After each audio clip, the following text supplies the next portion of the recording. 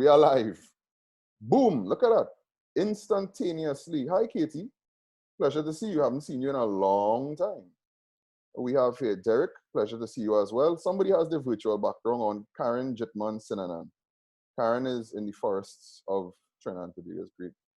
Mr. Ramroop, pleasure to see you. Andel Edwards, Mr. Gabriel, everybody's here. Who else we have? Larice, LaShawn, haven't seen you in some time. Caricia is on her phone. All right. Well, Caricia, everybody, we're gonna give people about a minute again just to get in. Thank you for all being patient. We're gonna start shortly. Hello, Nadira. Haven't seen you in forever.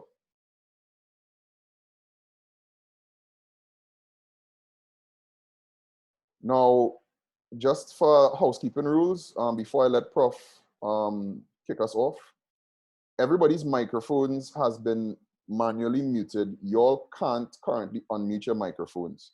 We're going to go through a very brief presentation as per the agenda. This is just, some classroom administration, some virtual classroom administration. And once we get to the Q&A, which we'll get there shortly. We will be taking your questions via the chat function and using the non-verbal functions of Zoom. So if you've never used this before, if you go to your name, you will see that you can do raise hand, you can, wave. There are a couple of things that you could do in Zoom that don't require you to speak. So we're going to be encouraging you all to start interacting in the chat. We have both Shelley here, who a ton of you all have dealt with for Zoom support over the past years. McLeish from the Canvas team is here. So they'll also be catering to you all in the chat continuously, all right? And once we get to the Q&A, we'll be unmuting individuals to field questions and whatnot. So it is 2:32 p.m. Shelley McLeish, please remind everybody in the chat about the muting of the microphones because we have some people coming in late. I will keep bringing in the people. I want to hand us over to Professor Ulrich Rauch, head of the Learning Center. Prof?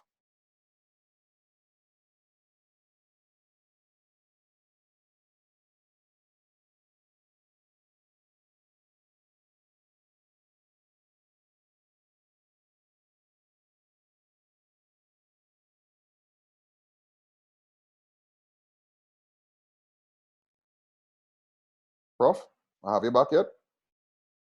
His mic is muted. Yeah, I just tried to unmute him, but I don't know if we're doing it at the same time, probably. Prof, go ahead. Okay, 1 second. Let me get that for you. Okay, Prof, go again. Nope, don't have him. Yeah, there you go, Prof. Yeah, there you go. So, okay, we'll start over again, right? Yep.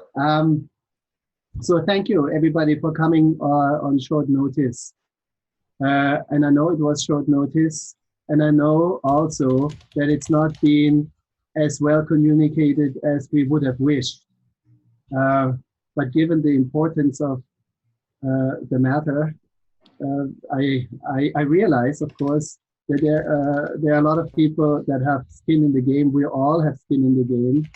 And so it's really good that, as many as possible can attend. So let me quickly talk about what you could expect today. First of all, talking about communication. Myself, I'm in Germany right now. I had to leave for a family matter in early March, and I got caught out. And so I can't go back to Trinidad until the borders are open again. And in some way, the very fact that our President Provost, as well as the government of Trinidad and Tobago, are now pushing that instruction and learning is happening online and in digital environment. Really, this is something that we at the Learning Center have been working working on for about 12 years, maybe a few more, but certainly 12 years that I've been at it. And I just quickly want to point out to you the Learning Center, just so you identify the people. That is Professor McDonald, that is myself, that is Lyle Waldron, Christopher Franzique, it is Kevin Connell, it is Diana Richards, it is McLeish Haynes, and it is Lincoln Dean, and Shelley Carrington. So I think there's 8 of us at the moment, right? So if you have any question, you're hitting any of these names that you've heard now, and you may know one or more of us, and we will triage. Secondly, having talked about the fact that we kind of prepared for this for 12 years in a way, and that it's just overtaken us now, we are actually not completely unprepared, as you would know. Yes, I will send out the TLC names. They will be out. We are not completely unprepared, and we have a lot of resources for you. And what we're doing today is really giving you an overview, a quick overview over the resources. And just to outline to you what's going to be happening, we basically explain quickly the different modes that you could be deploying. You could be working synchronously, that is live, or asynchronously. We have certain tools, you know of them. They are Canvas, they are Zoom, and MediaSite. These are the 3 main tools we want to be using to communicate, and these are the most robust tools that we have implemented at UTT. And so Chris will be talking initially about just making everybody understand the difference between asynchronous, synchronous. Those of you who participated in the certificate university teaching are probably very familiar with much of what we're saying here today. We should, at least. Then we will be talking about the tools available to you, and basically how to best use these tools. Lyle will do that. Then we will talk, and this is important when we talk about tools. You have to realize that a tool in itself, and of course you know that, will not do instruction. A tool will facilitate. And so on one hand, we're going to be looking at giving you more guidance on basically your pedagogical competence in terms of how to best use tools, e-learning tools, or a digital environment for teaching. So there's a lot of pedagogy. There's also just ordinary, I say, common sense, where you have to understand if people have to hear you, they have to see you, you have to see people, and you have to hear them, and that means there's a certain infrastructure that has to be in place. And then lastly, there has to be a way by which you can continue to communicate properly with your students. And often enough, something like Canvas is the right vessel, but it may be Zoom and Zoom by itself. And again, we outline the options that you have here. Lastly, we will be talking about, or we're giving you links to a web page on the TLC website where all these resources, all these tutorials on how to use Canvas, tutorials on how to get your final assessment, so to speak, or your assessment into more formative shape maybe, how you can use little discussions and so on for grading, multiple choice tests and so on. We'll get to that. And if needed, we also will have seminars, webinars, I should say, following this event today, where we go a little deeper into aspects of how Zoom can be used and how Canvas can be used more effectively and so on. But that really depends on the outcome and the feedback that we're getting today. This brings me to an end now of the introduction. Again, Lyle has already outlined the ground rules that we're going to be basically 30 minutes talking. And that is because we just need to get that information out to you. But I know you're a captive audience. And then we have at least 30 minutes, if not longer, for question and answers. Thank you for your attention so far. I'm passing it over, I believe, to Chris now. Hi, a very pleasant good afternoon to one and all. So basically, I just wanted to jump in with regards to the, really distinguishing between the synchronous and the asynchronous. So the reality is, we have found ourselves in a position where this particular pandemic has resulted in, face-to-face classes being suspended. So of course, if you just minus the technology there, whenever you enter your class and you're taught with your students, that's your synchronous session. Everybody's there in the same place, same time, interacting together, at least physically. Now, if you are a lecturer that is desirous of replicating that experience, that can be done with the technology tools that we have. In that, you can be able to have that same in time, in space experience, but just now this experience is not going to be in the virtual realm. And of course, Lyle will be speaking more to that regarding Zoom being the tool that you could utilize for that. Okay. On the flip side, there's the whole aspect of the asynchronous, whereby you have to utilize a different tool set. In this case, it will be Canvas, where you can actually have your resources uploaded and the students can interact with that particular resource or group of resources over a period of time, whereby they do not have to be on you as a lecturer, as well as the other students in the class don't all have to be on at the same time, okay? Now, as we go through this particular interactive session, what we're gonna try to do is present different use case samples, examples that you could follow through in terms of why you should utilize synchronous versus asynchronous. But one point I wanna get through to all of us especially, is that even if you utilize synchronous, I'm going to say it up here now, and it's going to be repeated throughout. Even if you're doing a synchronous session, most persons said, well, I'm using Zoom. Even when you're doing synchronous sessions, my fellow faculty, you have to be using both Zoom as well as Canvas.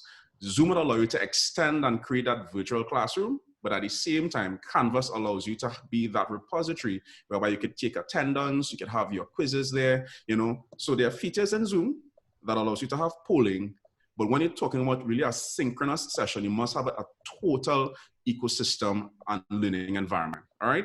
And my last point for us to take into consideration, yes, before face-to-face, you would have been teaching synchronous with your students for all faculty who have been teaching either face-to-face or blended.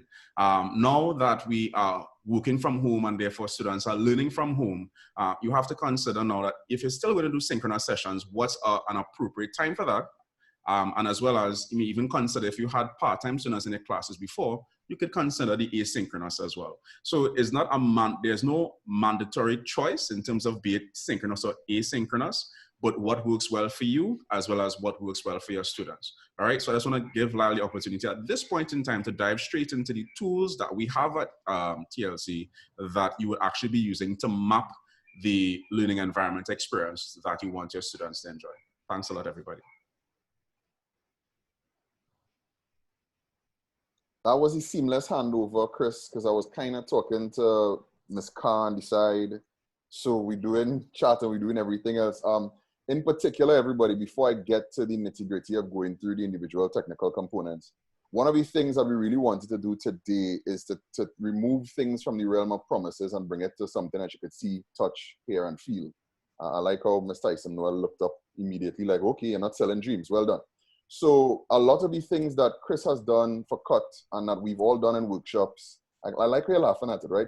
We really want to encourage here in praxis. So you're going to see us using the things that we've said and taught and advised and whatnot. For instance, for anybody who came in at the beginning of the session, you would realize that I individually went through the list of persons and engaged, said hello to a couple of people. Now that may not seem to be that important, but especially even in the olden days, before we had a global pandemic, we would have people who would teach remotely and never engage the far side. so that the students would feel isolated and disconnected and whatnot. So again, we're trying to do some of these things in practice, all right? Also, what you should notice is that we have massive amounts of classroom administration happening right now. So we currently have 118 persons that are on this call.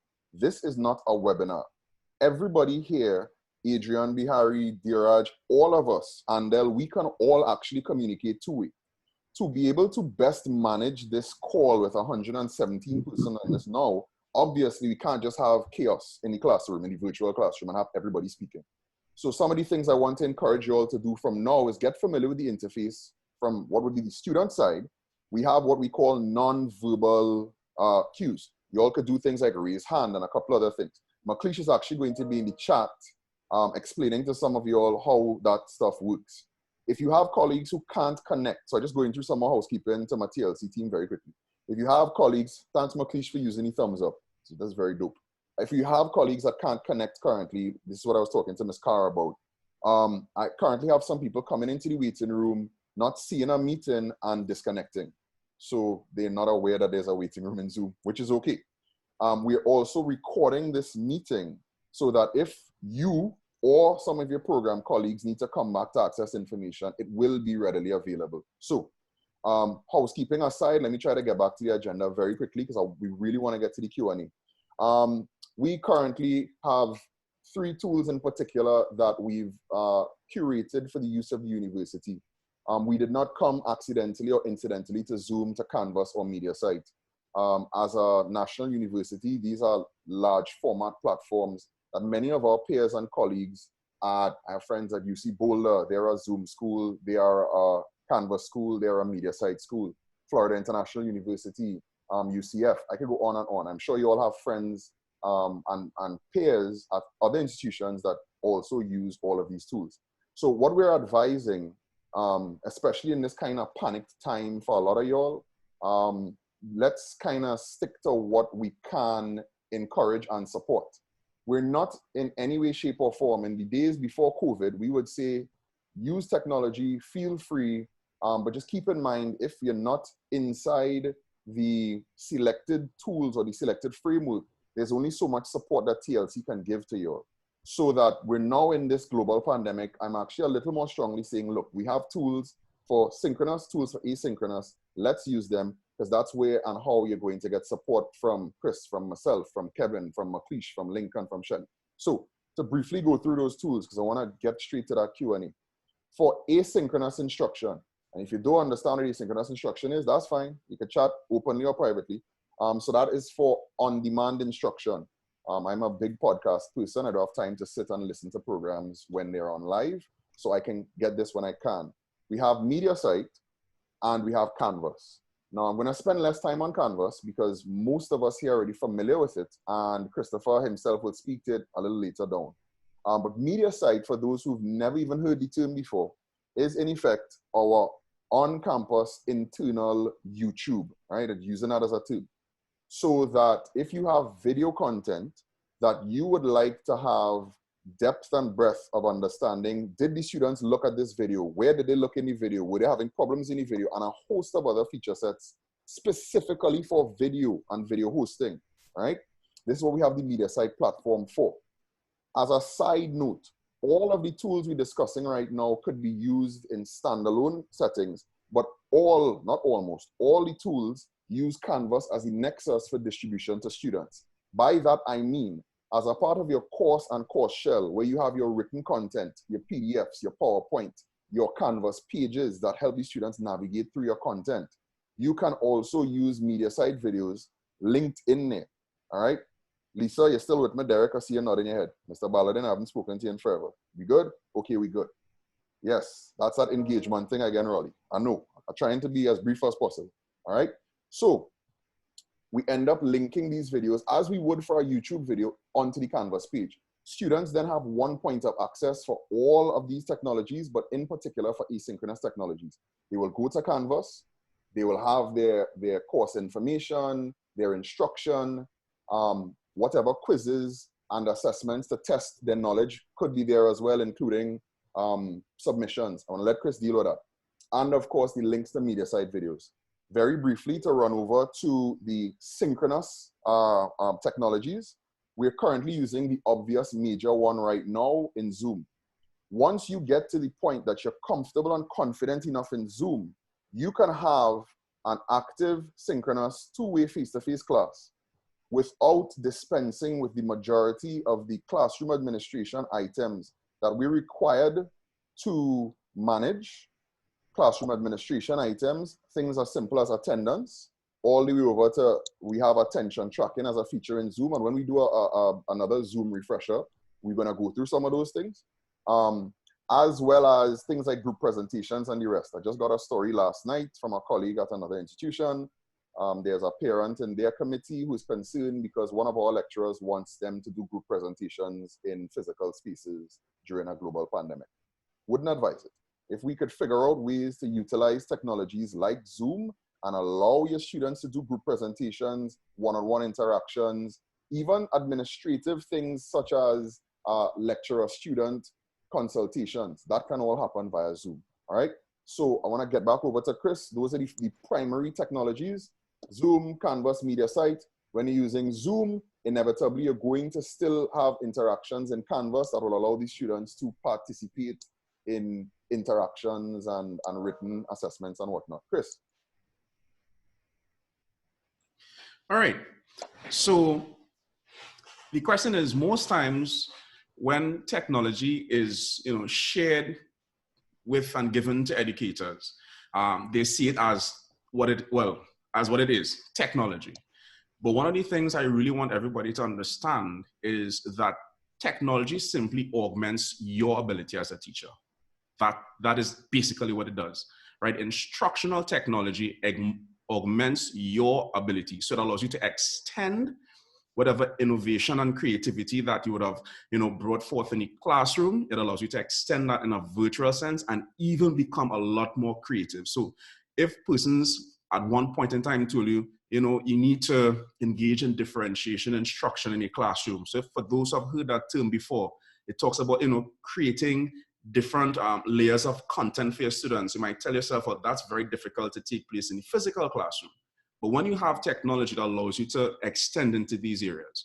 Now, when we talk about Zoom, media site, Canvas, how do these things extend your ability?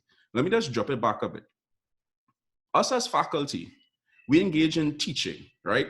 Most persons think about teachers as what takes place in the classroom, but we all know that teachers begin teaching before the classroom. That's planning, right? Lesson planning and everything. Then you have your in-classroom experience, and then you have your out-of-classroom experience, marking work, responding to students' queries, and all of these different things. So teaching is actually an entire process that most persons just focus on the actual in-classroom delivery. Now, in classroom delivery, we have delivery of your subject matter. So if you're teaching geography, you're going to be talking about, volcanoes, rivers, population distribution. If you're in physics, you're going to be talking about something of a quantitative level. So regardless of what it is, in a classroom, you deliver content, okay? Now we are in a virtual realm. How can you deliver that content? Now, if you're going to be strictly asynchronous, then of course you'll be utilizing Canvas as that ecosystem, as that repository, right? Structured repository to post your readings, to post your videos and whatever other documents that you need your students to access, okay? So Canvas is that learning environment for you to have that asynchronous experience with the students.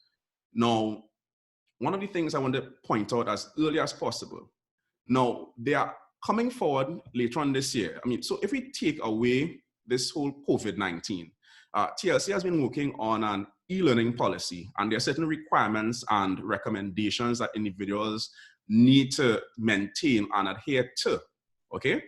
Now, in this current experience, what we're saying is that the bare minimums that we expect when you utilize Canvas is, one, when you upload your resources, put them in folders, okay? So that's easy for you to find. And if you give your students access to see the files in your course, then it needs to be in folders. Because imagine you have your students going to read presentation on volcanoes, and you have to surf through a whole set of files. And that presentation is on module, let's say 10. So if you go into files and you put folders and you put the content in the folders, then that's beautiful, all right? So make sure, put your files, put all of your files in folders when you upload them into Canvas, all right? Make sure and create modules that allows you to basically chunk and sequence your content and link it, all right? And at least in every module, create a page, all right? Create a page that allows you to tell your students what is expected of them in that particular module. Now, I know some of you might be hearing some of these things for the first time, but at the end of this session, we will be sharing with you again where you can find the necessary resources. But the bare minimums, please make it easy for yourself, your students, and even if we as TLC come in to support you, put those files in folders, put your content into modules so that your students can follow through on it. All right, so Canvas allows you to have that asynchronous experience. Now, of course, if you're having a synchronous experience, for instance, what we're having now, you can therefore use Zoom to share content and deliver your content, okay? So for instance, if it is I wanted to show you all something on my screen, I'll go to the share aspect and I'm going in detail, but I'm showing you it. You would see exactly what's on my screen, all right? So here we have this particular document that talks about instructional delivery at UTT, and it talks about, okay, you have the face-to-face mode, you have online, synchronous, asynchronous, and whatsoever the case may be. But you as a lecturer can utilize Zoom to have that synchronous delivery of your content, whereas Canvas can allow you to have that asynchronous delivery of your content. And then when we talk about engaging in activities between you and your learner, all right, so depending on the course that you teach, you may have classroom presentations. Right? And of course, but Zoom allows you to have breakout sessions where you can have persons working in groups. And of course, the students themselves can actually share content also. So therefore, what I'm saying is that you're not going to be losing the opportunity for your students to engage in activities such as classroom discussions, group discussions, students presenting. Zoom can do all of that for you in a synchronous session, as well as Canvas has group features as well that you can have that same experience in an asynchronous manner as well, okay? When we talk about assessments, right, this is where we would see the limitation of Zoom to be able to dispense with, I would use the word, a summative assessment, meaning an assessment for marks. There are some things in Zoom whereby you could augment it and like using another software and sharing your screen and having students engage in a formative assessment whereby, you know, it's not going to be graded, but you're really assessing what your students are doing, all right? But if you really want to have a graded assessment, then Canvas is the tool for you. And that's why I said earlier, even if you're teaching synchronously, a fully online class, it can never occur fully in Zoom. Our recommendation always would be Zoom and Canvas, and therefore Canvas works complementary to Zoom, even in a synchronous experience, all right? And likewise, asynchronously, you can use Canvas. You have quizzes, you have forum discussions. Again, you can have group collaborations, all right? You can give assignments to your students, which you can upload. And again, when you think about the high recommendation from administration that you engage in continuous assessment till the end of the semester, instead of having a final exam, then the assignment feature in Canvas is what you'll be utilizing in a heavy way, all right? So I want you to think about that as well.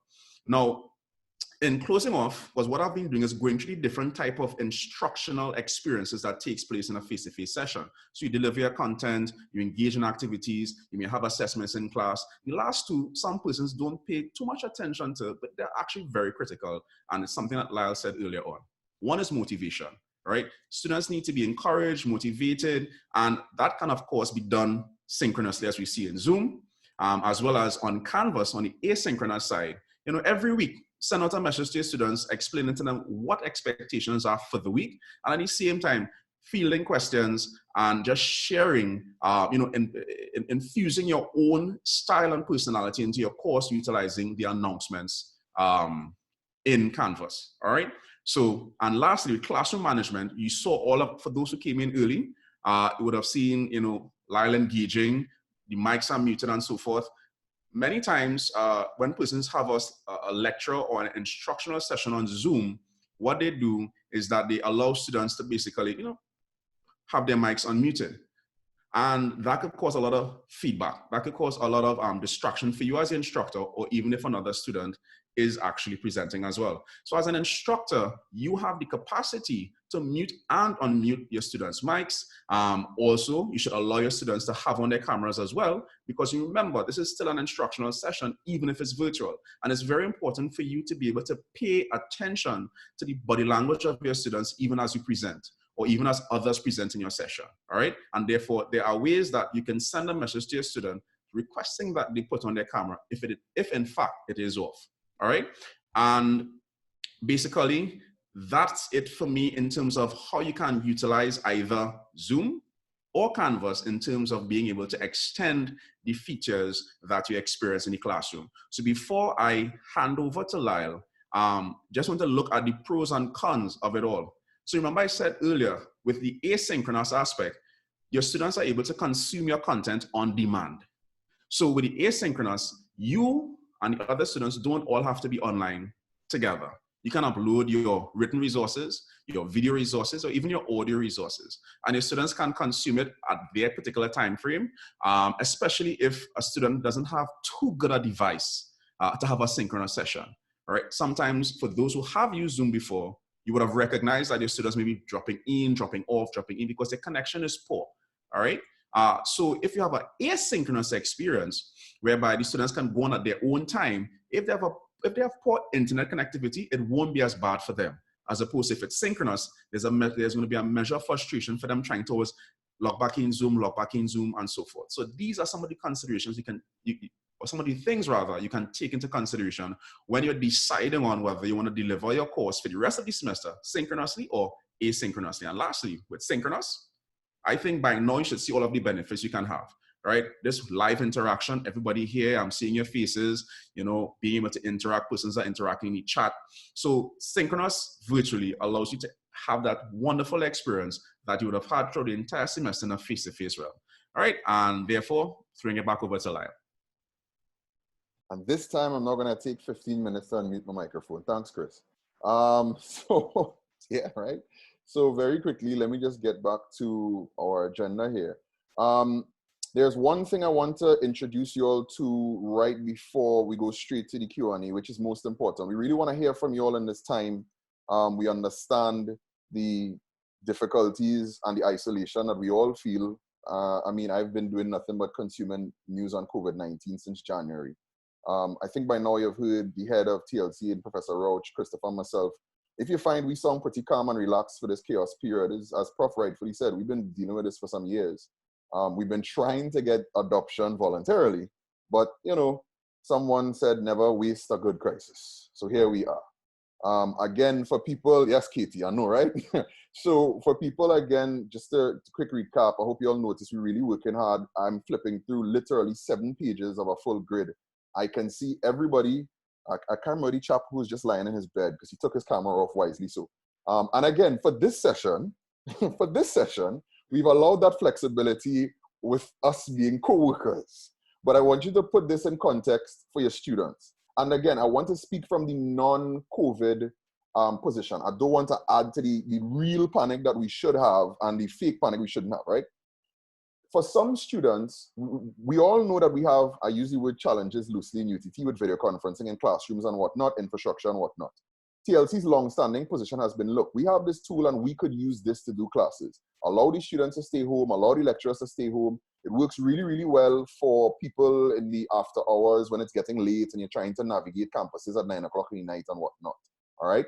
The downside is we've had little to no adoption of a real virtual classroom policy for interaction. In nobody's classrooms, y'all would allow me to come to class, sign attendance, leave in 5 minutes because I'm going to the bathroom and never reappear until 5 minutes before the class ends.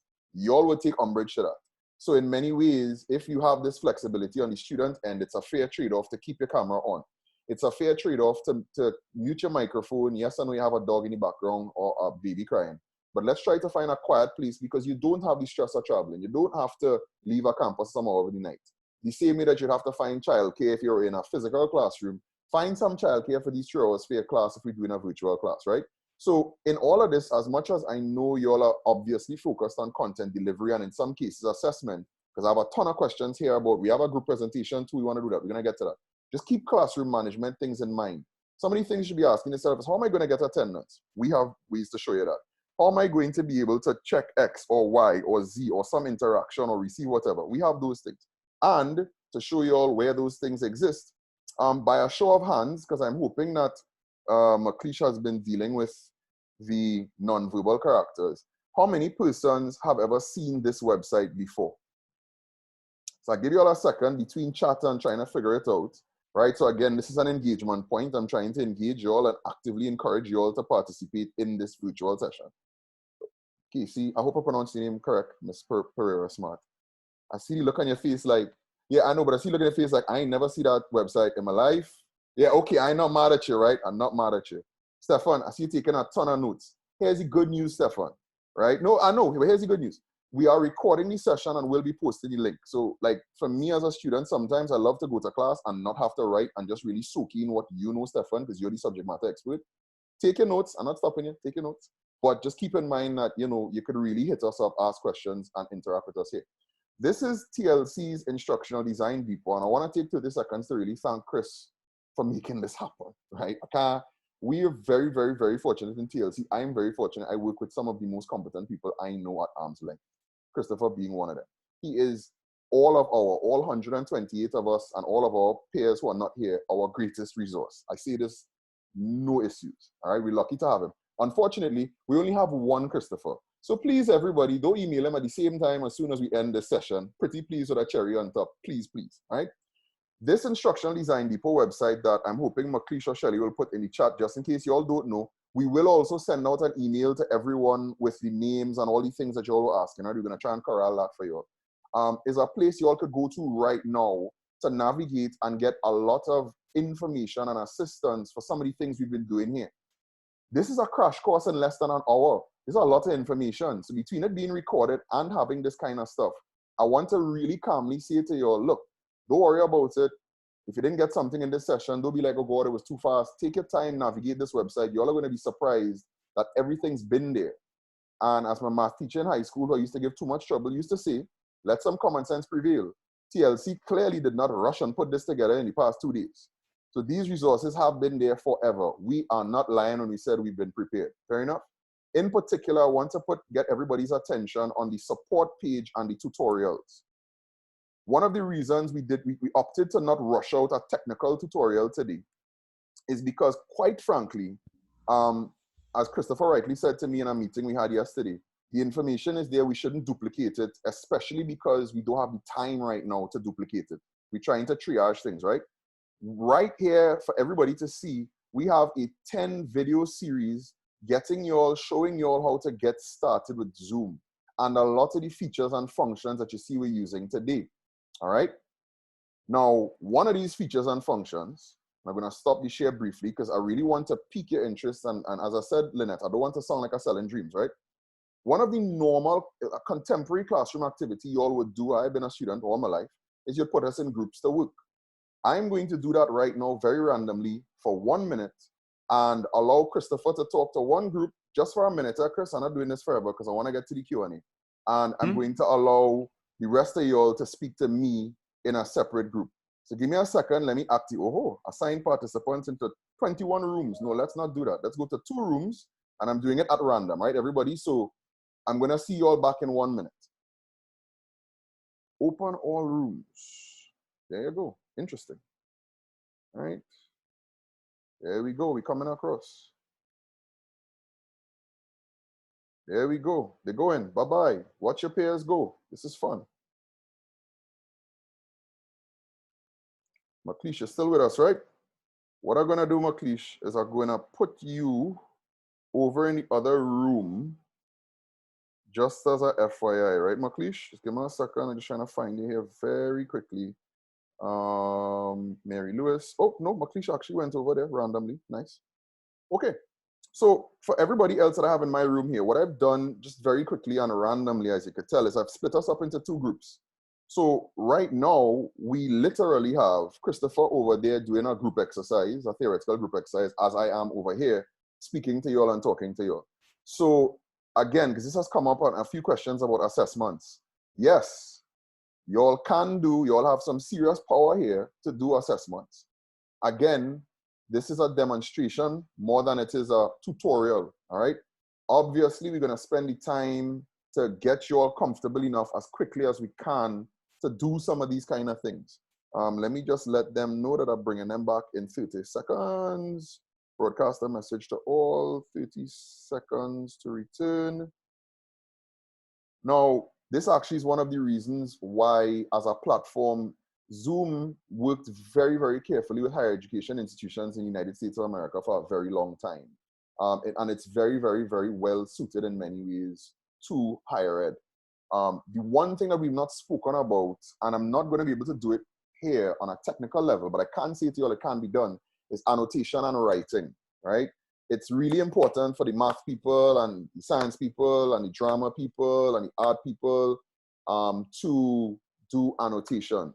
And I'm going to show you all in next week's Zoom session that we're going to card for next week, Wednesday. We'll get through some of those items. So I'm going to close the rooms and bring everybody back. Just bear with me. Martin, I can't be that boring. Nah, man, mice, man. You're doing me that? I can't be that. Nah, Martin. Come now, man. I'm trying to engage. Like we set up like, all right, fine. So let me just let everybody get back into one single room here. It'll take a little bit because, I mean, there's a lot of us. About 130 of us right now. Right? So, yeah, Marvin, never saw it. I know, but you saw it now. Joanne, you saw it now. LaShawn, happy to see you. I know you turned your camera on a long time ago, right? But I hail you out. I ain't remember me from back in the day. You used to work with Chow and but we good. Yeah, we good. That's how I could talk to Martin like that. We good. All right, so everyone, now that I've been social and whatnot virtually, we are isolated but still social, right? Hi, Sarita. Nice to see you. I've got new faces on my main screen. Kat, good to have you with us. Okay, now that we've done that, I want to move straight into, we about 12 minutes behind schedule. I am willing to stay 12 minutes extra. I'm too verbose. It's my fault. Let's get straight to the Q&A. So in an ordered fashion, McLeish, let me hear your mic open, please. Who may we have a question from to start? I believe well, sorry for the background noise. Huh? No worries. No, Yeah, we understand. Somebody in the bed. I ain't got you. Yeah, Karen Budu had a question where. All right, so unmute Karen for me if you could now, and we'll let Karen speak to everyone as opposed to hearing my mouth some more. You could just hit her up in the filter, right? You got her, or you want me to do it? All right, I got it. Let me deal with it. Of course, Karen, this assumes that you've connected your microphone. I hope you did, right?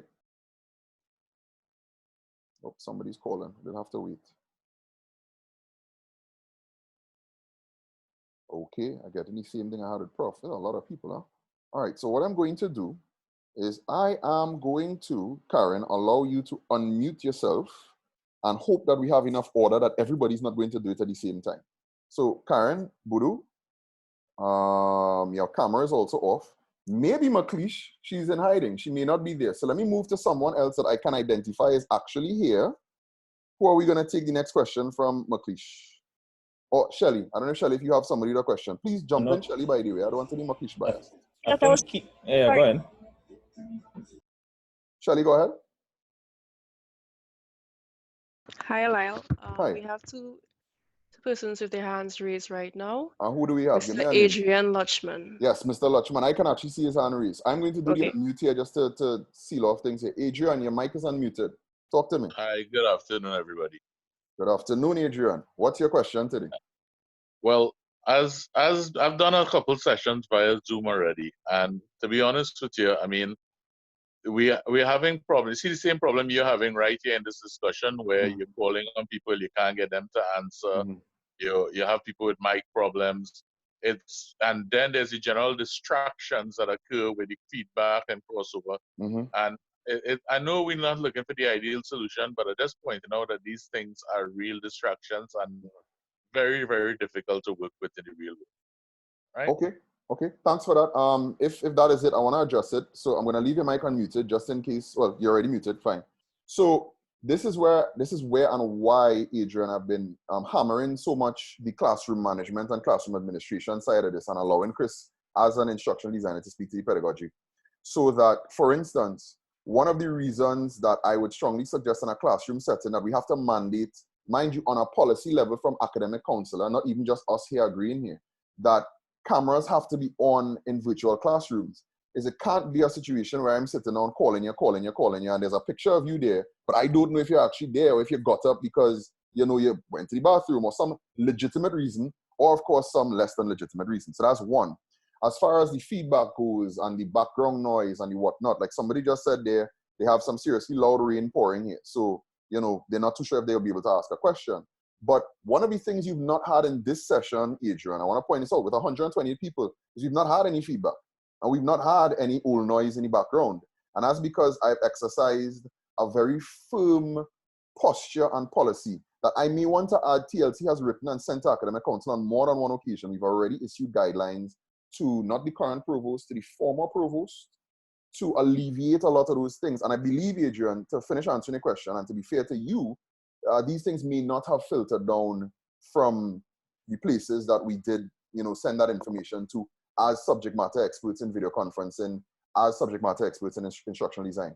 Chris, I don't know if you want to add anything to that before I go back to McLeish for the next question. No, well answered. I'm good with All right, that. safe. Wonderful. McLeish, so Shelly, I give you one, I give him McLeish one. Shelly, get ready for the next one. McLeish, I have a million raised hands. Give my name, please. I don't want anybody say I only answer my friends. Our friends now. I don't want to. I seen I have Marvin as a Marvin question as Ishmael. well. All right. So Yeah. Marvin, you are. Oh, Marvin, hold on. Let me unmute you in peace. Marvin, you unmuted? Just now. Just bear with me. I'm actually adding someone to the room as well. So juggling things. People still coming in. Marvin Ishmael. Oh, nope. I ended up unmuting Hannah Hafiz. Marvin, I'm going to do you next. I apologize. Hannah Hafiz, are you there or are you camera off? You Can are you hear me? there. How do you mean if I could hear you? Listen, in Just TLC, checking, it's all new. yeah, in TLC, we don't do the testing 1, 2, 3. These technologies have been proven to work with proper structures. If they're wild, Right. it's not going to work. So over to your question, Hannah. I actually have 3 questions. No problem. I'll try to make them as quick as possible. Sure. Is it a case where for the asynchronous learning, we can record the videos like how you're recording the screen, or like I could do that by myself on the software? So that's question 1. Next question. Yes. We're going to answer it as Second we one, in the breakaway classroom you just created, is there a way for us to share files? So for example, if I'm having a group project with 2 people, that could be like a private virtual space that I could monitor, and then they can share everything that they need to share. Yes, that can, we'll discuss it. That could be arranged. I'm trying to partition what Chris is going to answer, what I'm going to answer. What's the third question? Okay, no problem. And this just might be a stupid question, but less than 3 people on the meeting means that they can talk for however long. Right, so that's a can licensing question. Chris, take it away with the first one. Deal with the canvas for the file stuff as well. For me, I'll deal with Zoom with the file stuff, and I'll do the licensing last. Take it away, Chris. All right. So you mentioned recording, right? Yes. Yes, right. So in terms of, you could utilize, well, 2 things. You could utilize Zoom, right? Because most persons are comfortable utilizing Zoom. So you can actually tape yourself, you know, go onto Zoom, click record, and basically speak to the camera, share your screen to show the recording, and then save it, right? And then you can upload it onto MediaSite, and they have tutorials for that. Or on the flip side, you could actually do a screencast video with the MediaSite desktop recorder, and then with MediaSite, it's actually, once you complete recording, it automatically uploads up onto Canvas for you on your behalf. So there's no shifting. If you use Zoom, you will actually have to go into Canvas, go into MediaSite, select the file and upload it. If you utilize MediaSite for that, then you would it'll automatically upload onto Canvas for you. All right, so you can use either MediaSite or Zoom, but I would even encourage you to use MediaSite simply because MediaSite allows you now the capacity to edit that video thereafter, and there are a lot of more benefits that you can get if you use MediaSite Direct to create your videos. Yeah, so and that's how you can actually share now those videos in an asynchronous way on Canvas. Okay. Right. So just real quickly about the Zoom part and the breakout rooms, the answer to that is yes. But again, this is where I want to just point out to everybody, all 128 of us now, oops, they disappeared. All 128 of us in here, that there is no single piece of software that's going to do everything for you, right? This is not, there's no magic bullet. This is why we've assembled what we've assembled. We've written policies. We've figured out, these things. We've had a ton of lecturers who actively use this technology for years. Some of you all hearing this now for the first time.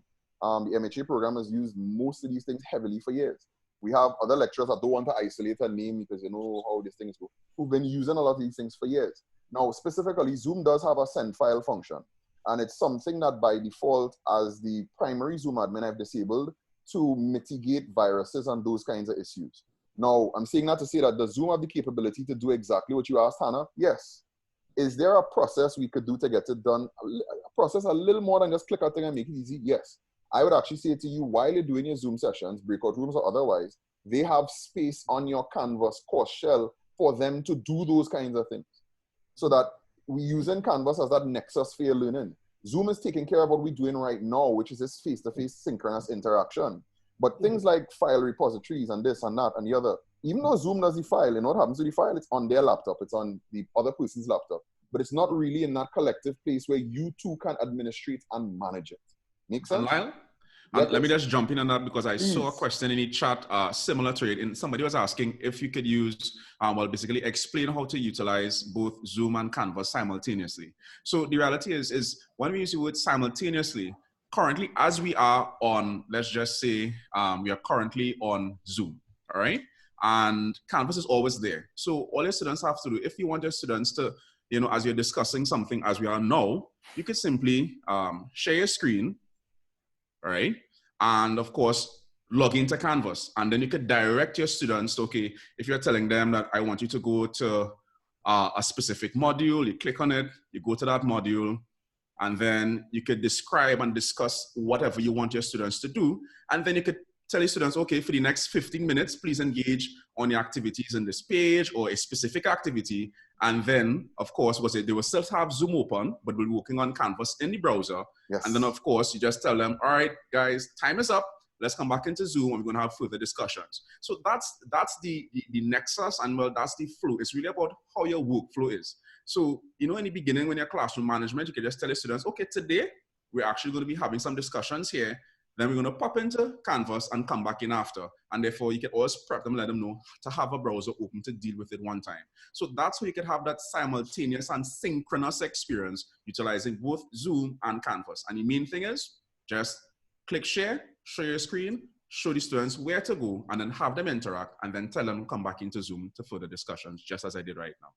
All right, thanks, Chris. So I'm just going to go over a couple of questions I pulled out in chat, and then Sandra, I'm going to hit you up next, right? So just bear with me. I'm going to unmute you now and lower your hand. So you're live, Sandra, but just bear with me a second. Let me just go through a couple of things, all right? Katie, no, not Katie, sorry, Kat. Kat, thanks for the question. Kat's question is if the Zoom group session works on smartphones. The answer is yes. Zoom works on literally every device or platform you could think of.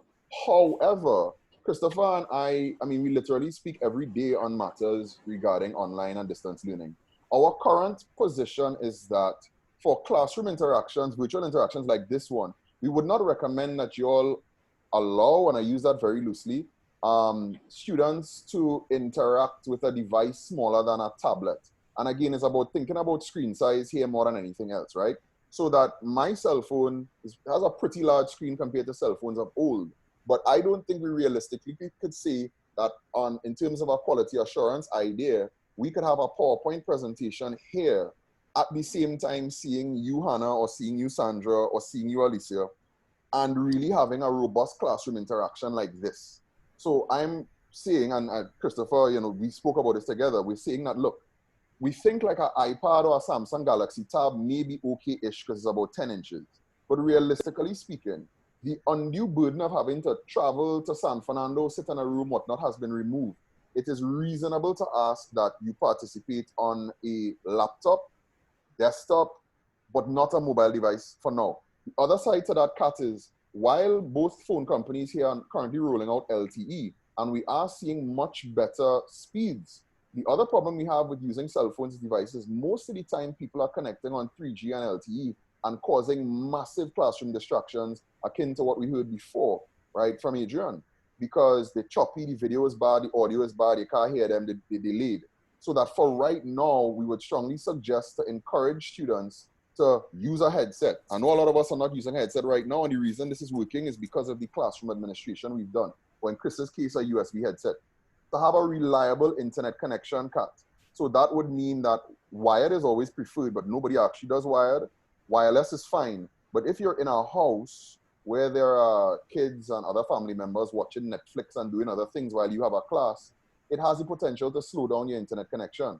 So you're going to have to carve out that space and time to get it done. And y'all as faculty kind of have to communicate that to the students.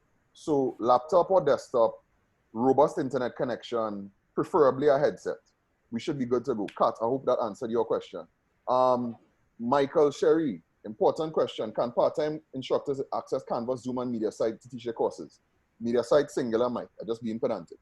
The answer to that should be a vociferous yes. If you're having problems, either through your program lead or directly to us, reach out to us, please, and we will try to rectify that. We still have a situation where some part-time lecturers have at UTT accounts and some don't because of an edict. I don't know, but we're trying to fix the problems. Sandra, your question, madam. Hi. Long time no see. You owe me, huh? You owe me. Plenty things, but we have 121 witnesses. So let me move on now. Please, thanks. I really want to commend you guys. And we've been forced to come here to this point where we all have to integrate with technology. So I really want to commend you for the work that you've been doing. When you say a robust internet connection, what is recommended? Because even as we are on here now, I'm seeing staff saying I'm going in and out. Basically, they don't have a good internet connection. Two, as we speak and everything that we're saying here, as well as all the backup and even connection to back to TLC, could it be sent on one link? Because you would be surprised that staff don't even access all the other portals that we have. Right. Right. Clarify that last portion from I heard you, but I'm trying to pass what you said. So you would like us to send all of the information in one blast kind of thing? Yeah, like on one email and right. basically. Yes, I agreed. I understand what you're saying now. Yeah, you know, because we know, but some of us, not everybody knows there's a TLC platform with a source of information. I'm saying that people don't access it. Right, you know? Okay, yes, and agreed. Christopher, you can leave your mic on, Chris. We have small numbers, so we don't need to worry about feedback. I think Chris would agree with that as well, that, you know, we could treat with communication like that. Yes. Right. Sorry, go ahead. Yeah. Okay. The final thing is after today, do we have TLC support in terms of any problems going forward? Because I've had staff members say they've sent emails and there's no feedback, that type of thing. Right. Well, you're talking to the two group leads in Christopher and myself. Let me talk to this. Yeah, let me talk to sure, this. Prof. Jump in one time. Yeah, well, Sandra, hi. So I've been talking to Prakash, of course, because the situation has arisen now where the government mandates that we put resources in supporting online teaching, learning, and Prakash, and of course, being completely aware of our situation at UTT, what I have begged Prakash to do is just reassigning some existing staff that may be interested in working at TLC to work with us. Because as you may know too, we have lost 3 people in the last 2 months or 3 months, right? Yeah. So it's really been problematic. And all I can do is tell you that Prakash has been positive in saying, yes, I will try to support you. And that's where it is. And we are really waiting to get somebody basically reassigned, that is some lateral movement, somebody who is interested in working with us, working in the e-learning environment. That's where we are right now. As we are speaking, there's a cabinet conference going. Yes.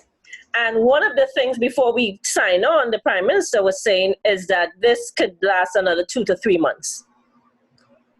Yeah. So therefore, we need to know that we have TLC support as we go forward, because this is going to take us somewhere into May and we need to get our students through the door.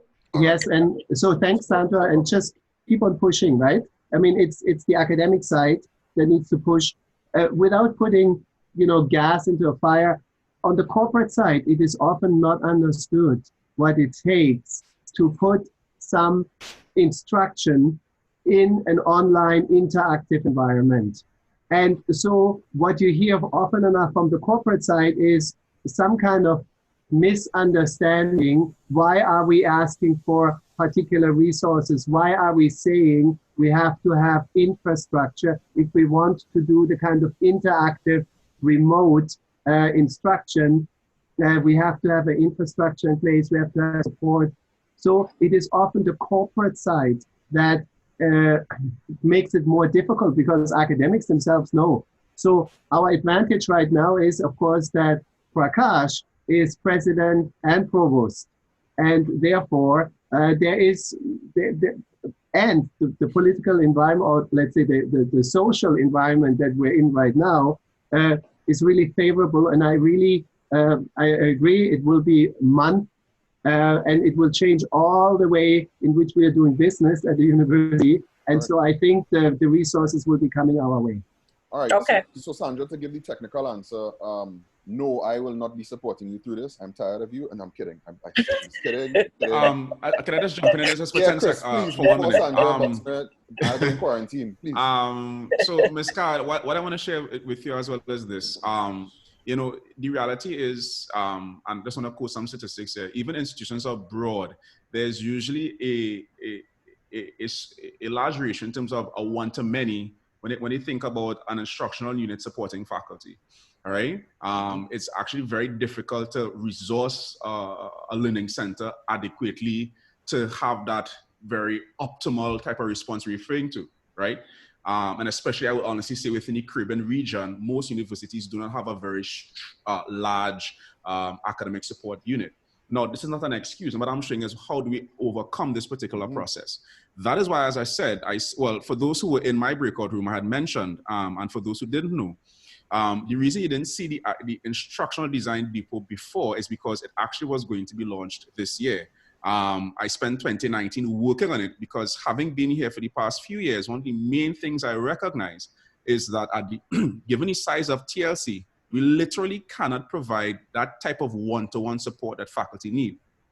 Many studies have actually shown that the reason why persons actually fail to implement some of these things is not because they don't remember the training, it's not because they don't like the training, but when they're actually implementing it and they've reached a roadblock, it's like, how can I get support? And if you can't get that support at that point in time, that's when you feel, okay, then if there's no support, then let's abandon this process. Now, the iDesign is actually now allows myself as a lone instructional designer to operate in a one-to-many rule. That website operates now as me because now you have asynchronous resources. So as Lyle has shared before, all right? And let me just kind of quickly share my screen for the benefit of everybody.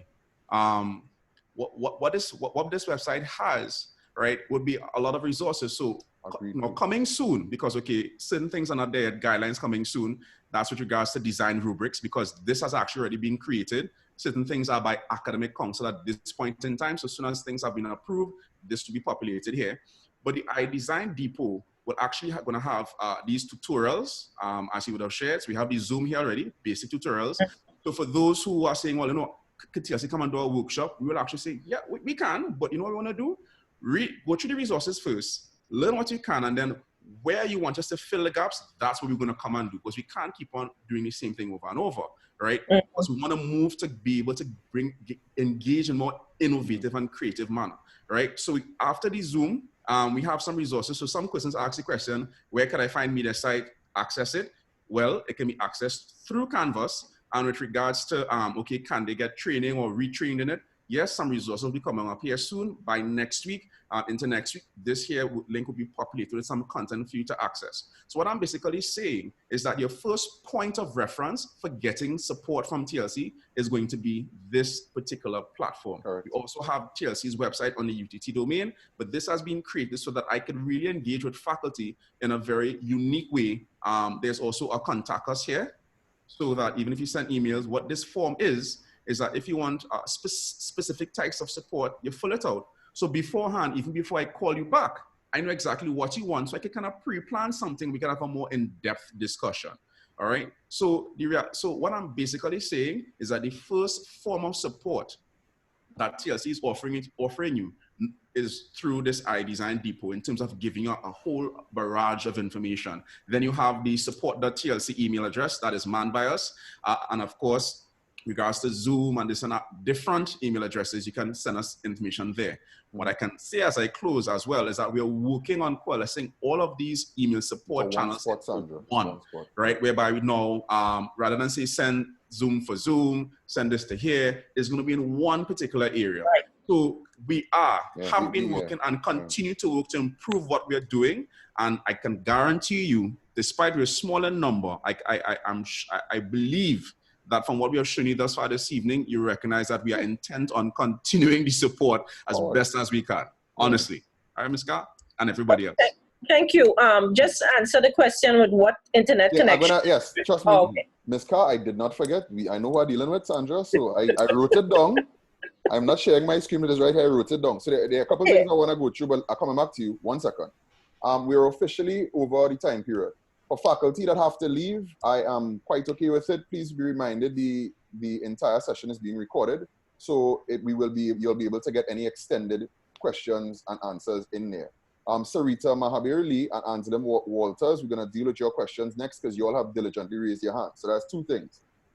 3 things. Prof mentioned we lost 3 members of staff. I just would like to point out, as an entire department, we've been working at 40% capacity now for 3 or 4 years. However, over that time period, today, you all just realize that we've been apparently ready for the end of the world and a total pandemic, all right?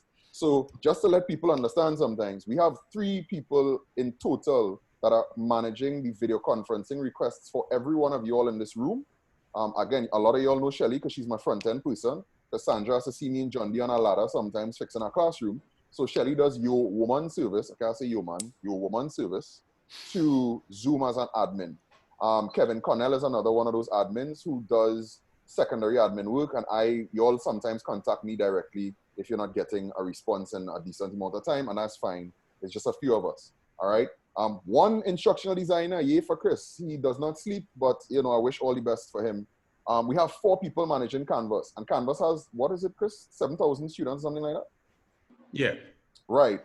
And 1 person managing Courseval, and there's 1 multimedia manager who is like literally the person everybody comes to for everything. All right. Prof, to be fair, 2 persons managing now. Remember, two was we lost 2. So 2 persons manage Canvas. Sorry, I kind of threw you in there. No?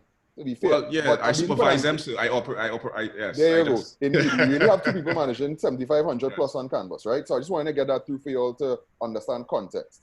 1 last thing in that vein. We have been a multi-campus, multi-island university since inception. And in many ways, it's a shame that it's taken a pandemic for us to figure this out. But here we are now, Sandra, as you rightfully pointed out. And hopefully after today's session, you all are realizing, that, yeah, we're ready for this.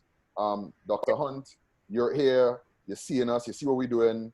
I'm seeing you engage, I'm seeing your facial expressions. I hope you all have the confidence that even though you're dealing with a very small number of people, we have already tried to put measures in place for years now, with or without a pandemic, to get you all ready. So please be confident, but just bear with us because we're humans too, right? I don't know what we do. Yeah, Prof.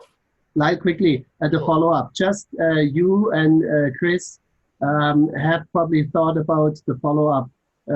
You mentioned there's something next week, possibly. Yes, we haven't sent that out yet because we wanted to deal with this first to really get faculty feedback because we are data-driven, as you're aware, Prof, and this informs what we do next. Exactly, but I just want to point out to everybody online that there is a follow-up to this. Yeah, and we have more follow-ups as well, Sandra. We're going to be using the registration list, which is why you all had to register, right? We're in 2020, it's a data game. To contact you all directly, tell you about the next one, send you all resources from this, all right? So that's that. Sandra, thank you for bringing up it came in the post-press cabinet briefing today. But one of the things I lament as a subject matter expert myself is that subject matter experts are never consulted.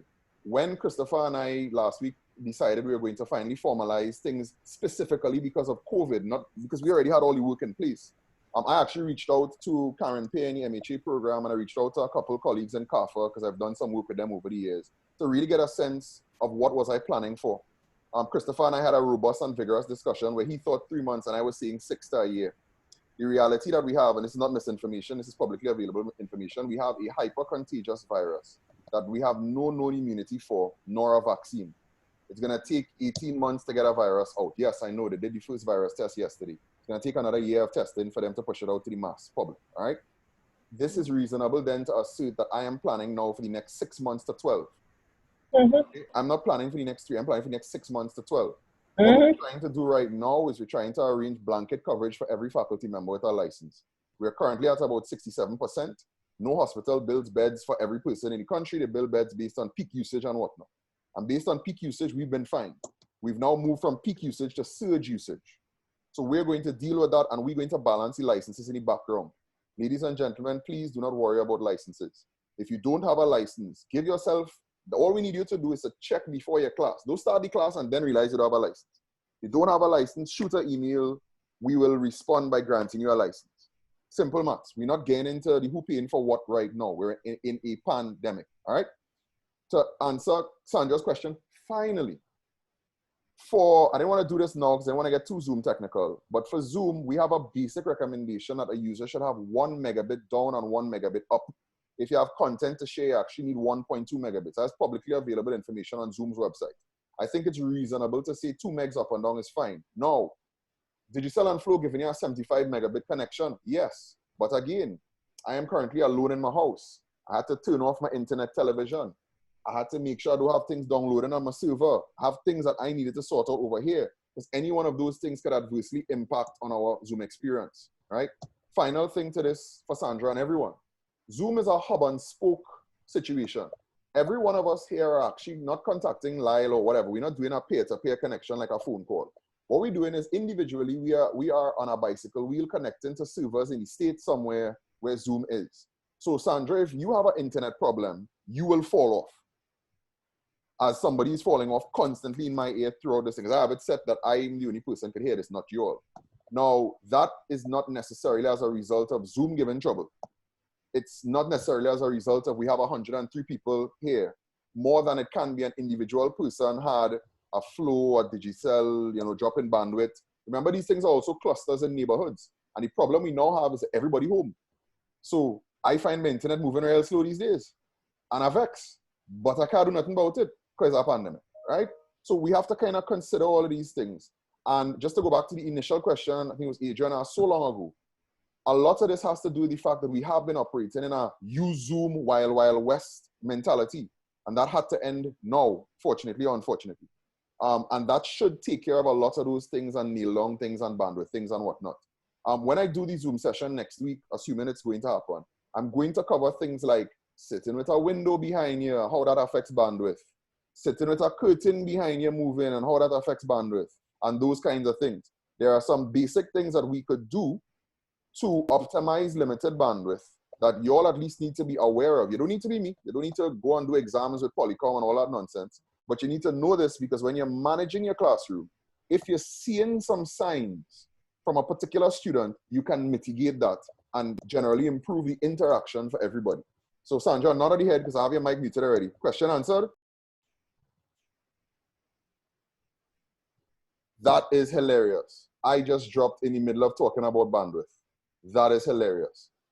Everybody's back. We good? Everybody can hear me again? Yes, Sandra. You must laugh. Nobody left Lyle. Nobody left Lyle. No, just making don't sure. Ask if we're back. You're back. Wow. Christopher's 100 people. Don't do me. Yeah, no, I had to put tongue on that one. How lucky. You see why I was dealing with you earlier? It's small team of plenty pong. Rolly, you could laugh at me too. You deal with me like every day. Correct. Shake your head. These people are hypocrites with their bandwidth, right? So bandwidth, done. Example given in real time, right? We're done with bandwidth. So we had 2 people that had their hands raised. I want to deal with them. Again, I am going to go till 4. If you all have to leave, I can live with it. Sarita Mahabir Lee, I am unmuting your microphone. You are live. Hi, everybody. Hi, Lyle. There you go. Hi, Sarita. What's good? I'm okay.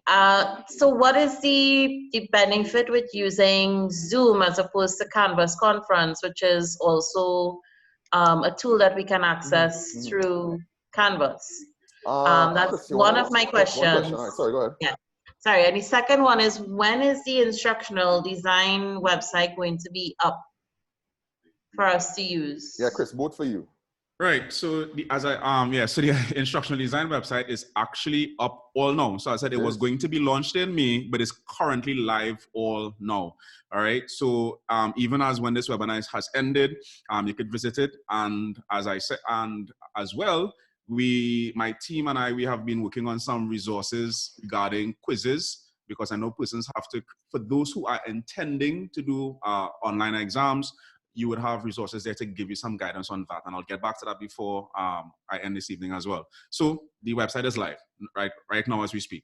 As it pertains to the differences between Zoom and Canvas conferences and Zoom, one of the things we have to realize is that with Zoom, you have the capacity, and this is the main thing for me, you have the capacity to access your recordings and of course proper bandwidth and so forth, because we're using Zoom's servers. Canvas conferences, it utilizes an open source software, and you actually have to pay something additional to be able to utilize a dedicated server, which improves performance and so forth. So a person may say, well, yes, I've utilized conferences, it works well, right? But at the end of the day, there are certain things that you have to pay for to get advanced features with regards to Canvas conferences. So that's the main aspect. That's free, it's open source, but there's limitations with it. As opposed to Zoom, you have a lot of interactivity, you have access to your recordings, to your chat and so forth. All right. Just one last thing on the Canvas to Zoom thing. Again, we're very data driven to the point where some people in university, just dislike it. But one of the things that we're aware of because we did this was a big TLC thing internally. While the Canvas video conferencing element works well, Sarita, right now there's, I think, a 2-week limit on recordings and like some other things that were already causing problems when we were using it before. So we had the internal meeting and we did the pros and cons. We did our usual matrix. We passed it around and we made our internal decision. Listen, it's there. You can use it if you want to, but we really strongly advise you use Zoom because ABC, XYZ. On that note, one thing that I guess I should say right now, as far as licenses goes, one of the miscommunications that is often bandied about that lecturers have heard from other sources, don't know where the information comes from. If you all want good information, always go to the source, COVID-19 and TLC, all right? Basic licenses allow you to do everything you could do with a pro license, with the exception of have what is known as a multi-point conference. So this is moot now because obviously all we're doing is multi-point conferences, so you all will get licenses. But I want to clear this up. With a basic license, you have unlimited time to have a person-to-person call. Allison could call Chris. 2 of them could talk for 24 hours. Literally, the limit is 24 hours. If Allison calls Chris and then adds Casey, that is now a multi-point call. It will be limited to 40 minutes. Obviously, because of where we are now on isolations and near quarantines, this is no longer relevant because you all literally need licenses for multi-point. But I wanted to get that correct information to people. Some people have been going like to help desks and whatnot, and they've not had the info because they are not the administrators. So get that info from us in future. And Slem, your microphone is unmuted. A pleasant good afternoon, sir. Yeah, good afternoon, sir. Good afternoon to everyone. No camera, you're hiding, but we will let it be. Speak to us. No camera. Trying to put on the camera, but I'm not getting it on. See if it's coming up now. All right, you seen me? Boom. Yes, sir. That is dope. My question relates to screen share. Yes. A feature in screen share where you could actually write on the screen. Right, annotation, very well. I've been trying to use that, but it's very cumbersome using the keys. Of course. I was told that there is a device, something we could plug into the USB or something like that to make it more user-friendly so we could actually write. So it comes up on the screen as though we're writing and drawing a graph or whatever. Right. Is that available now, or is it something we would have to buy ourselves? Right. So I've taken that question in 2 parts. Thank you for the question. It's very relevant. I did mention before how important annotation is. I also suggested I wouldn't get too deep into it right now on a technical level, so I'm not going to. What I will say is this. We are at the point now where we're at home, right? And most of you all may be on your personal device, okay? Your laptop, in some cases, people phone. Somebody I keep seeing the ear because they're holding up the phone next to the ear to hear. It's quite hilarious. Again, don't let the students hold their phones to the ears, people, right? So we see how it works. What Anselm we would recommend right now is based on devices that you have access to, you may have to repurpose them for annotation. For instance, in my bedroom, I have my iPad. My iPad has an Apple Pencil. I can join this meeting just with my iPad to share the screen. Everybody in UTT has access to software from Microsoft called Microsoft OneNote, right? I don't know if you all ever bothered to install the Microsoft software that you all have access to. Using devices like a Samsung Note, if you happen to have one of those phones, or any other large screen phone with a stylus, if you happen to have a stylus, or your finger if you could pull it off if you're that, good at it. I again would suggest larger screens because it'll be easier to write. You can share that screen into the meeting. There's actually a way to share screens, and again, when I do the technical workshop, we'll do this, and I will demonstrate that in that technical workshop. It may be in one of the videos on the IDD Pro as well. Can't say, not too sure, can't remember. But those would be the devices you would use because they're consumer ready and applicable. Now, I just mentioned about getting the information from the source. I'm not too sure who tell you about USB and plug-in and something and something. If it's internal to your personal sphere, or if it is a pseudo-technical person in your organizational sphere. But I would like to suggest that we are working with two things in TLC. One, we are not the harbingers of all information and know everything, but we are professionals. And as a result, we have professional networks, who I may add are also strained in this time of global pandemic. For the week, Christopher has touched his people in the States to deal with things with exams. For the week, well, for life, I keep touching with my people in my places in the States. Prof is literally in Germany, right? So we have access to professionals who guided us on these things. I'm not saying this to you because I say do this. The current trend globally is people have been moving away from expensive smart boards and this, that, the other, and interactive projectors, and moving to these BYOD, bring your own device, solutions and situations. Now, TLC for some years now has removed itself from the buy equipment to give out game. We haven't done that for years because of the advent of BYOD.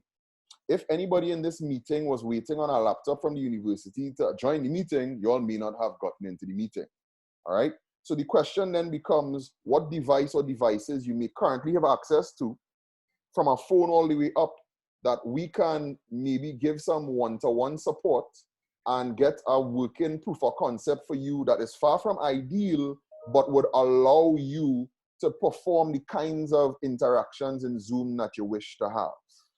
And Slim, did that answer your question? I'm really not trying to duck your question there. So did that answer your question directly? Yeah, good. Because as I said before, I'm not selling dreams. We have no time for that. Good vibes. So Slim, I'm just putting you back on mute. Nice. Shelly, I ain't hear from you in a while. We have any other questions that you got that I've missed out? Because it sounds like we've actually exhausted your questions. I'm proud if we did that. I just want to, Maklisha, are you there? Maklisha is there, yes. Right. There were some questions I just scanned through the chat. One person was asking if you could teach more than one class at once. Yeah, I actually took a note of that as well. Right. And also in terms of can part-time instructors access Canvas? I answered that one for Michael Sherry already. Globally or in the chat? Globally. No, I actually did it globally. It's in the recording when we look back at it. I did that. Okay. All right. So Maklisha, we could just discuss can you teach more than one class at once with regards to Canvas? Was that a Canvas question? Say that again. If they could teach more than one class at once? Yeah. Is it referring to for cross-listing that? Well, this was a question from I think Dioraj Ramrup. Yeah. Are you still here? Yes. Yeah. So if they could clarify, that would be good. Let me see if I can unmute Dioraj. If he's still here, Dioraj. He is. Dioraj, I'm unmuting your microphone. You're live. Dioraj? Yeah, good evening, everybody. Good job so far. Fantastic information. I just want to find out, can you address more than one class at the same time, same course? Different campus, teaching one course, same different campuses, classes. Can you do that through Zoom? Okay, well, through Zoom. Chris, that's what I thought it was when I took the note. I thought it was Canvas. Yeah. Okay, no, it's through Zoom. I assumed as much when I took the note. So, Dioraj, I want to answer that question for you briefly with as much brevity as I can, but there are two parts to it. Part number one is you can't physically be in two classrooms at the same time and teach. So remember, we're mirroring physical to virtual, right? when I had first read the question, I like, but there's no way you could do that in real life. Oh wait, that's not what he's asking me, right? There you go. Fair enough. The answer obviously now is yes. Because as you're seeing right now in front of you, we had 130 people at peak in one room and we dealt with it as one class. If some of these people were John D students and some of these people were Sando Tech students and some of these people were current students, we still all had them in one big room and taught them. And one of the things you could do with breakout rooms, and I don't want to get too deep on it right now, is you actually could preordain who goes into what rooms, right? So that if you know Casey, Ulrich, Norris, and Chris is the John D people, you could create a breakout room called John D. You could do the same for current unit. And then you could start the class in a plenary, deal with everybody, put them in breakout rooms, and then literally rotate from room to guide and whatnot. Now, there's an asterisk there that I want to just cover, because I've been discussing this now for almost 10 years in UTT. Part of the problem of doing intercampus before video conferencing is that we have a fiduciary responsibility to GATE, and we have a responsibility to ACTT to make sure that we don't abandon classroom management. What UTT often has done in the past is go, well, the students in the other campus will take attendance. To me, that is not acceptable. No. We need to get to the point where we have teaching assistants. Yes. I have friends who have classes in the States that are 2,500 students strong in the University of Southern California. They put them in the auditorium where they play basketball, USC Trojans, go Trojans, right? They sit there, the lecturer, Professor Roach, does his class. In 15, 20 minutes into the class, he does the main introductions. They then have, if it's like it was a bachelor's level film course that was doing the 2,500 for foundations. They then have about 50 postgrad students that break that down into individual groups, right? And those individual groups are further split down. That's actually part of their doctoral work and master's work, right? Okay. Especially when it's education. Now, we don't have those facilities right now. Can you, just to answer the core question, can you put 60 people in a room? Yes, you could do it right now, dear Raj. You're going to have to spend a little time to get as comfortable as you see, and I am as comfortable as Chris is. Right? But this is chicken or egg, because if you're afraid to do it and learn from mistakes that will happen, mistakes begin disconnected in front of everybody and have Rolly Hussein ponging you in the chat and have Christopher ponging you verbally. If you're not willing to take that and learn from it, then you will never get to the point where you could be the master of your digital domain. I am encouraging you to jump in head first, make mistakes, bust your head. Shelley, Christopher, McLeish, Lincoln, all of TLC have been here. We've been here for some, as you could realize, because I'm talking to people like we're bestest friends, but we've for long wanted to be here for all. So here we are in the pandemic, we're here for all. All right, dear Raj? Thank you, sir. No worries. Question answered. I am putting you on mute. All right, like I want to do a quick rapid fire. Yeah. All right. So just to reiterate, yes, there will be some resources pertaining to media site. Again, that will be on the ID poll as time goes by. I want to address the security for exams. So a few persons would have asked about exams, the quality of online exams and so forth. So I want to say that some information about that will be coming out next week. We as a unit, we would have met with the exams unit and registry. What that was on Tuesday. Yeah, yes. Oh, yes, yes. Today's Wednesday. Right, which is Tuesday. Yeah, sorry. I thought it was Thursday. Right, so we had a meeting yesterday and it engendered a lot of discussion regarding the protocols and what needs to be done to get this done in the best way. But just to highlight a few things. So persons have been asking about security. So the reality is this. No, we actually do not have the software to prevent a student from going on their browser and looking for an answer, right? There's something known as lockdown browser and other alternative software. UTT doesn't have that because, again, this is not on a online assessment perspective. This is not something that was on UTT's trajectory at this point in time from an assessment perspective. So we don't have the software for that. Secondly, there's also something known as online proctoring. Again, there are companies who offer services such as that.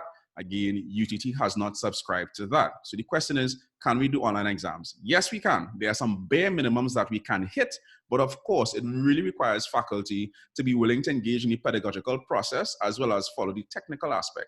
So what I can say as well is that my team and I, we have been working today to prepare some content. This is just a screenshot of one of the videos. This is actually the first video on Intro to Quizzes on Canvas. So by the end of this week, early next week, this will be available, of course, in tandem with further instructions that my TLC and the exams unit that we are working on.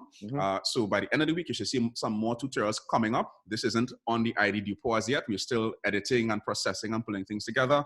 But in a brief, Given the fact we don't have that software, what can we do? Well, in a nutshell, one of the things that we can do is have a test bank of questions. So if your exam has 10 questions, but you have a test bank of 20 questions, then you can set Canvas to pull randomly 10 questions from that 20. So when students go on, then they actually cannot access or can't share. So if somebody calls each other, yeah, on question one, what you have? On question one, and it's different, right? So that's random pulling with a test bank. Secondly, if lecturers don't have the capacity or time to create a test bank and you just strictly have 10 questions, you can set Canvas to randomize the order in which they appear. So Lyle, for question one, Lyle may have A, and for question one, I might have Z, right? So again, we cannot compare.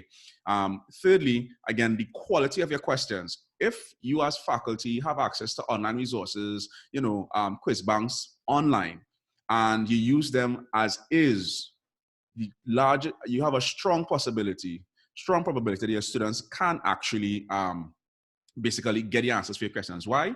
Because there are websites where students actually upload answers to quiz banks. There are some websites that sell these things to students, and of course there are other not too good websites we can get this information. So then how do you circumvent this? Well, even if you have access to that test bank, customize the questions. So if the question is, McLeish and Christopher went to the shop, bought this product A, what is the impact? Then change the names, all right? Change the names from McLeish and Christopher to something else, change the name of the product, and therefore in just that manner, when they copy, and if they were to choose to be unethical and copy and paste the information into the browser, they're not gonna get anything because you have customized the question, all right?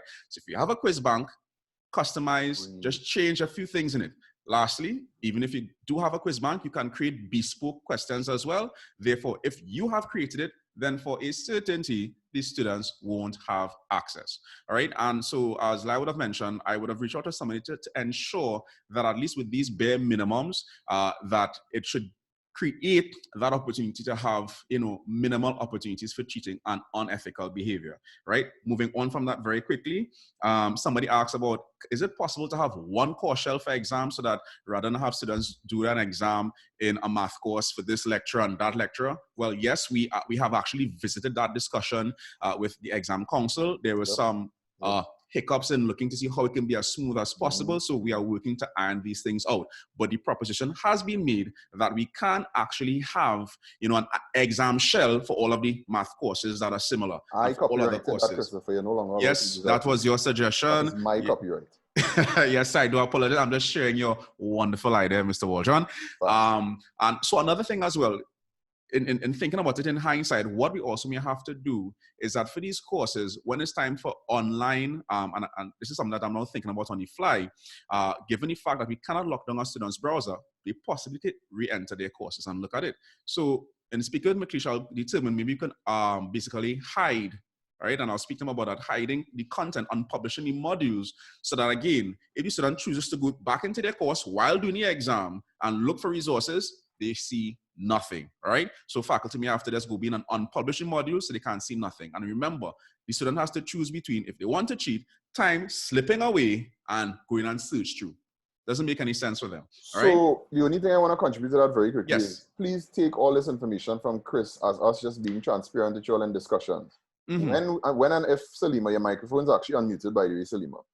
It's a very reasonable question. We've seen a few of them in chat about exams in particular. Now, there's a difference between assessments and quizzes to ascertain what your students, know or don't know from what you communicated. And a final exam. And a final exam, right? TLC cannot give you all the guidance on the final exam, ladies and gentlemen. As much as Christopher just was transparent with you all there, what we're talking about, you all are going to have to get that communication from exams. I think the true takeaway from all that detailed, transparent info is exams has already met with us as the subject matter experts in distance learning, and we are in the process of crafting something, and exams will be sending out a communication to you all shortly. All right, so don't worry about it. Again, we actually in the discussion. This is not something we've been sidelined for, so something with sense should come out it. Chris, I don't know if you could just kill your screen share a second so I can get back to my management and everything else. It is right now 4 minutes past 4. So, well, I get extra half hour. Good vibes. It was nice. Yeah, it's 4 minutes past 4, Diraj. I see that, right? I want to thank everybody, firstly, for attending. In this time of crisis, some of y'all might be like, I don't want to come and hear some sad story from these people and what a rush and whatever is the case. right? I'm sure that passed through some of your heads with humor. I can assure you we did not prepare for this. We literally said yesterday, you know what? I think we should do this. Chris, Prof, yeah. Why were we able to take that approach? We've been prepared for this.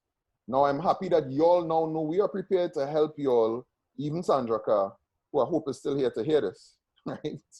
And we stand committed, ready to do so and get y'all through this period. But what I want y'all to ruminate and percolate over is this is bigger than this. Should not take a pandemic to get us together like this, right? Here we are now. Let's not waste this good crisis. Everybody here, from the technophobe to the techno-savvy, please be aware this is your time to own your digital life going forward. You all are going to get there kicking and screaming because of the pandemic, but we are here to help and we continue to be the resource that you all have. So I know we have more questions. What we're going to do is allow you all to field questions to support.tlc, right, Chris? At utt.edu.tt. Support, look, people, Casey really writing that down. You never heard this email address before? Straight face, not shame. All right. Yes, call. Okay, fine. Support.tlc@utt.edu.tt. All right. With that, we will try to respond as quickly as possible in a near 24-hour period. I am speaking for Chris and my team. We've been working some 16-hour days, not because we're unprepared, but because everybody else panicking. So if you don't get a response in a 24, by all means, reach out individually to Chris or Lyle. But you don't need to start with Chris or Lyle because we are literally going to push you back into process, right? Some of you all are co-workers, some of you all are friends, and everybody's getting the same response. Send it to Zoom, send it to support TLC. That process exists, ladies and gentlemen, so that we can give everybody a higher quality service than we would if you came individually. If I don't see an email in my inbox and it stays there as has happened in the past for 2 weeks, if you'd sent it to support TLC or Zoom at UTT, it would have been dealt with in 24 hours, all right? So again, I want to thank everybody for the time today. I want to thank everybody for the patience. We will be reaching out to y'all. Today is Wednesday. I want to say by Friday for the latest because we have some other things to button up as well. We're going to send out an email with the link to this video. It's more than likely going on the YouTube channel for y'all. We're going to send out all the resources we discussed in this video. We will send out the answers to whatever questions that may come in the email to date when we're pushing out, right? And we're going to try to keep you all as informed as possible and hold hands wherever we can. But as Chris said, we have a ton of resources for you all to start eating up like Mrs. and Mr. Pacman right now. So without much more, on behalf of all of the members of staff in TLC, and on behalf of all the weathermen everywhere that have a shirt up top and shorts below, I would like to say thank you for your patience and your time. I hope you all got value from this session, and we will see each other shortly soon next week. Have a good weekend, people. Take a moment to breathe. We will be fine. We will get through this. This too shall pass. Goodbye, everybody.